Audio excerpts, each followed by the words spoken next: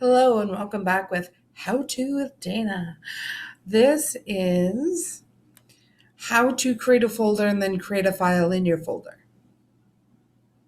So let's say you're going to create a folder with your college stuff or high school stuff.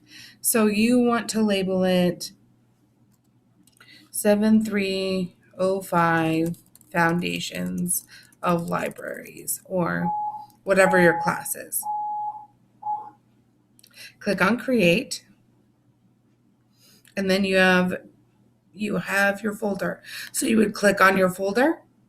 And I suggest making all the files in here. So if you have any files that need to go in here, I would click on New, click on Google Docs,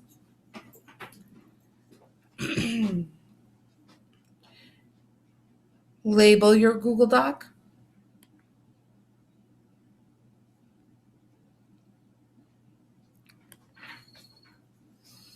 label your Google Doc like annotated bibliography. Then you can type here. And if you go up to your folder and click on Move, you will see that it's already created in your folder. So you don't have to move it. You don't have to search for it. All you need to do is go to that folder and it's already there.